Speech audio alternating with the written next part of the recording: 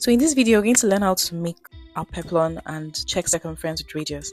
So here we have our waist measurement, and then the circle around the waist is circumference. It's called circumference. So first, I want to show you what radius is. So radius is from the center to the point, from this point, just a short distance to cut out. So I'm going to fold it this way. So instead of just drawing a circle in the middle, fold in such a way that it looks like this. Then measure the radius like this, all the sides, the middle, and all around, and then cut it out like this so it makes the peplon finally. So in this video, we're going to make the one with just two parts. So that's why we're going to divide the waist by, as our same circumference, we're going to divide it by 2.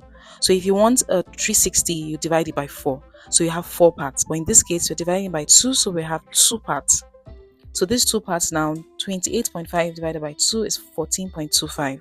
So now we found our waist and our circumference. So that's what we're going to use as our circumference. So this is the formula and it's standard. So we have radius equals to circumference divided by 2 pi. That is a fixed measurement. So now take note of this. So now our 14.25, we're going to add 2 inches because we're going to have allowance to join those 2 parts together. When we divide the 2 parts, we're going to add it up.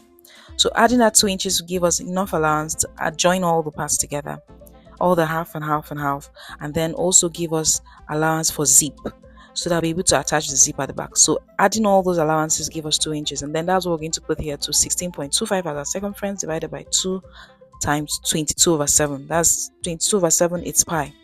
So multiplying all this, we're going to get 2.59. So now our peplon length is 7.5. So 7.5 is our peplon length. So that's 7.5. Now we're going to add the radius we've discovered. That's the length of the radius, which is 2.59. It will add to the length of the peplon and to give us our peplon's length entirely. 7.5 plus 2.59 will give us a sum of 10.09. So now we have to add allowance for sewing. So our sewing allowance at the top, sewing allowance at the bottom. So we'll do half at the top. And the thing is, the main peplon, we're going to make it a bit longer.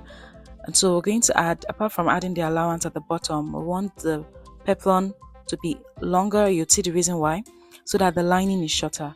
So we're going to add at the bottom part 1.5, and then the joining at the rim there, we're going to add ½ inch. So when you add all those together, our 1.5, we're going to get 10.59 for the peplon, this for the lining itself, and then when we are doing for the main body, we're going to add it, increase it by adding that 1.5. So just take note of it. So ½ inch for the joining at the top, and then we'll now then for the length of the main fabric we're going to use, add 1.5. So now we'll measure all the length joined together. So we'll have 10.59 plus 10.59, and that's what we're going to add, and find out the length, fold it up. So this one is for 4. I'm just showing you how 4 is thick. But when you want to make for just 2, you just have to fold it like 2 to 4 times. 2 for this other side, then turn to the other side and fold another one. So you can do each of the peplon and make sure you do 2, because we divided it by 2. So I'll just measure the length here, which is 10.59, and then we'll go all the way around 10.59 all around like this. And so we've gotten our peplon. We'll now link up all those lines together. So from the point at the edge there to the bottom part, this is what we're going to do all the way around like this.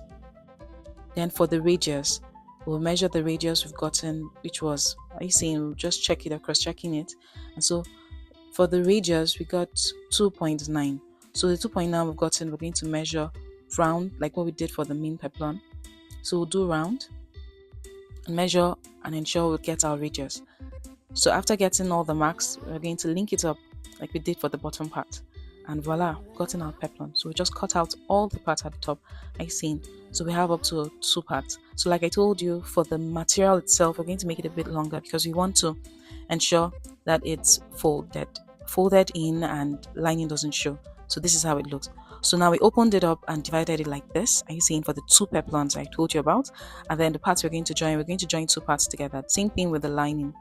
We'll divide it and then join, because there'll be no opening all around. So we'll just divide it and then join. So after we've joined it, we will now open it up. I want to make, you can use a crinoline or use hard net. So we're going to fold the hard net like this to create this. So put the hard net facing outwards and then the hemming gum on top of it and sew all around. Then we'll turn it around like this. So just take note of it. So when we turn it around, this is how it looks. So make sure your hard net faces outwards, and then the icing, so that the fabric shows underneath. So here is how we're going to iron it with our steaming iron. Can you see how flat and smooth it looks? Very hard. I like the way it's going to stand up very well. So if you're even doing 360, geez, it'll be so full. So this is how it's going to turn out. And so we'll just press it down. You remember our hemming gum was placed inside, so it made it thick with our crinoline or hard net. And this is the outcome. Isn't this gorgeous? So thank you for watching. If you want to see the full video of how to add the net at the top and then also make this breast cut so it stands up so well and firm, and as well as the sleeve, just check my previous video. Thank you for watching. Like and subscribe. Bye.